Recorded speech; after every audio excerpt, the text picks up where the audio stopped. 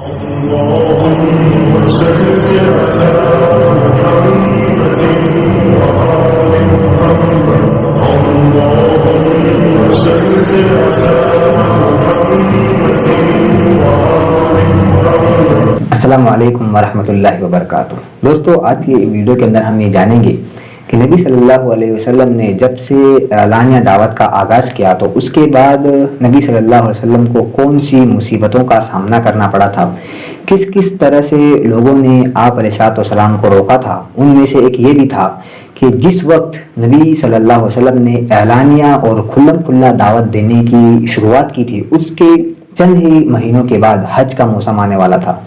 اب حج کے موسم میں کیا ہوا کرتا تھا کہ اسی مکہ کے اندر، خانہ کعبہ کے اندر دور دور سے لوگ حج کرنے کے لیے آیا کرتے تھے. اب یہ وقت ایسا وقت تھا کہ نبی علیہ السلام کے لیے بڑا بہترین موقع تھا کہ آپ لوگوں کو، نئے لوگوں تک اللہ رب العالمین کی دین اور اس کے احکام کو پہنچا دے.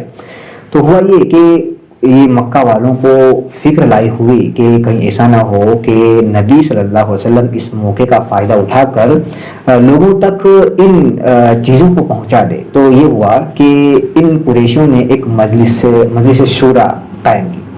اس مجلس کے اندر ان لوگوں نے نبی صلی اللہ علیہ وسلم کو کس طرح روکا جائے کہ آپ اپنے دین کی تبلیغ نہ کر سکے، لوگوں کو آپ صلی اللہ علیہ وسلم سے کس طرح بدظن کیا جائے، اس طرح سے اس مجلس کے اندر پروپیگنڈے کیے جانے لگے.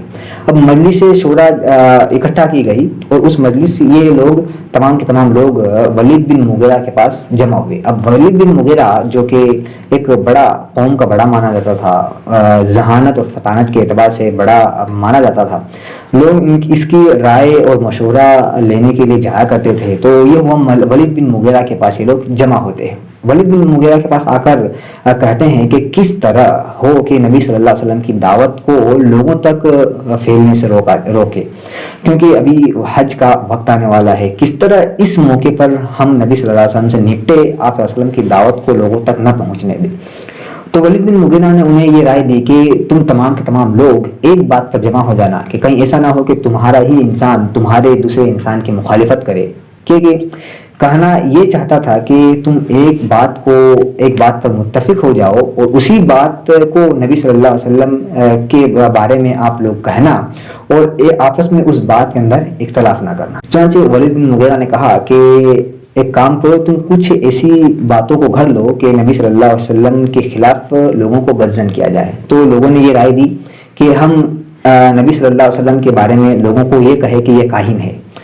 ولید بن مغیرہ نے کہا کہ کاہن نہیں جنے گا. کیوں؟ کیونکہ ہم نے کاہنوں کو بھی دیکھا ہے، کاہنوں کے اندر جو گنگناہٹ ہوتی ہے، جو کاہن کا طریقہ ہوتا ہے، وہ نبی صلی اللہ علیہ وسلم کے اندر نہیں ہے. اس لیے اگر تم لوگ کاہن کہو گے لوگوں کو تو لوگ نہیں مانیں گے. کیوں؟ کیونکہ یہ صفت اس نبی صلی اللہ علیہ وسلم کے اندر پائی نہیں جاتی ہے. دوسرا یہ ہوا، کچھ لوگوں نے کہا کہ اسے پاگل کہا جائے، لوگوں کے درمیان پاگل سے بدنام کیا جائے تاکہ لوگ نبی علیہ السلام کی دعوت کو قبول نہ کرے. پاگل نام سے آپ علیہ السلام کو بدنام کیا جائے. تو ولید بن مغیرہ نے کہا نہیں، پاگل بھی نام نہیں جم سکتا ہے. کیوں؟ کیونکہ ہم نے بہت سے پاگلوں کو دیکھا ہے، پاگلوں کی ہم نے حرکتیں بھی دیکھی ہیں. جس طرح پاگل حرکت کرتا ہے اس کے اندر سے کوئی بھی ایسی صفت نہیں ہے کہ جو پاگل جیسی حرکت ہو. تو اس نام کو بھی ریجیکٹ کر دیا جاتا ہے، کیونکہ ہم نے شاعروں کے اندر جو اصناف سخن ہوتے ہیں اس میں سے کوئی بھی ایسی صفت نہیں ہے، کوئی بھی ایسی قسم نہیں ہے کہ جس سے شاعر کے بارے میں پتہ چلتا ہو. تو اس بات کو بھی ریجیکٹ کر دیا گیا. کچھ لوگوں نے کہا ہم جادوگر اسے کہیں گے. ولید بن مغیرہ نے کہا کہ نہیں، جادوگر بھی نہیں، کیونکہ جادوگر جس طرح کی حرکتیں کرتا ہے، وہ جس طرح گرہ لگاتا ہے، جس طرح وہ پڑھ کر پھونکتا ہے، تو وہ جو صفات ہے وہ صفات بھی نبی صلی اللہ علیہ وسلم کے اندر نہیں ہے. تو لوگوں نے کہا کہ تم ہی بتاؤ کہ ہم اس کے بارے میں کون سی بات گڑھیں. تو ولید بن مغیرہ کہتا ہے کہ میں اس کے بارے میں کیا بتلاؤں، کیونکہ اس کی باتیں اتنی شیریں ہیں، اتنی میٹھی اس کی باتیں ہیں، کیونکہ اللہ رب العالمین کا کلام اللہ کے نبی صلی اللہ علیہ وسلم لوگوں تک پہنچا رہے تھے. اس کی باتیں اتنی شیریں ہیں، ولید بن مغیرہ کہتا ہے، اور اسی کے ساتھ اس کی جڑیں بہت مضبوط ہے.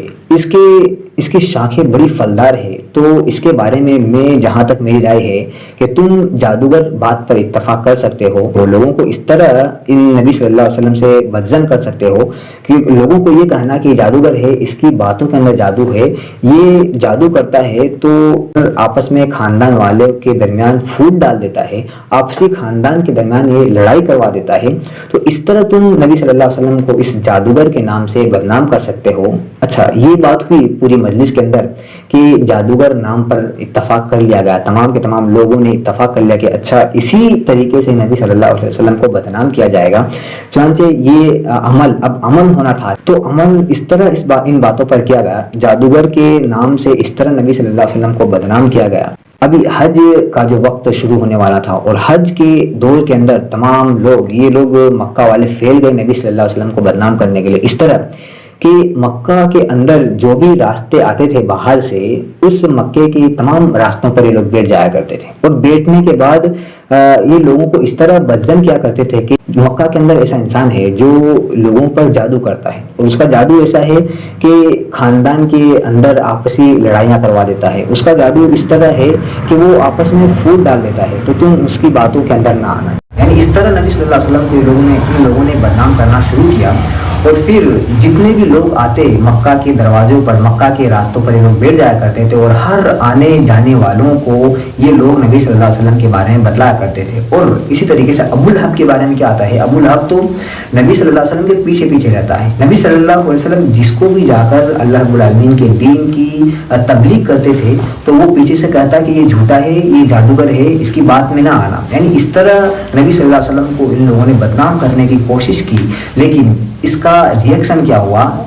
اب ہوا یہ کہ اس کے بعد یعنی جس طرح ان لوگوں نے کوشش کی نبی علیہ السلام کو بدنام کرنے کے لیے، نبی صلی اللہ علیہ وسلم کے بارے میں لوگوں کو بہت ساری جانکاریاں فراہم ہو گئی، اب اور نبی صلی اللہ علیہ وسلم مشہور ہو گئے ان لوگوں کی محنتوں کی وجہ سے۔ یہ لوگ بدنام کرنا چاہ رہے تھے، لوگ نبی صلی اللہ علیہ وسلم کی جب صفات دیکھتے تو کچھ الگ ہی پاتے، تو اس طرح نبی صلی اللہ علیہ وسلم اور زیادہ مشہور لوگوں کے درمیان ہو گئے۔ جو بھی آتا نبی صلی اللہ علیہ وسلم کے بارے میں انہیں معلوم ہو گیا، جن لوگوں کو پتہ نہیں تھا ان لوگوں تک بھی ان لوگوں نے نبی علیہ السلام کی باتوں کو پہنچا دیا اس طرح سے۔ تو کس طرح اور ان لوگوں نے بدنام کیا، کچھ اور راستے انہوں نے اختیار کیا تھا، ان طریقوں کا انشاءاللہ اگلی ویڈیو کے اندر تذکرہ کیا جائے گا کہ کس طرح نبی صلی اللہ علیہ وسلم کو اور آپ کے صحابہ کو انہوں نے اللہ رب العالمین کے دین سے روکنے کی کوشش کی تھی۔ السلام علیکم ورحمۃ اللہ وبرکاتہ۔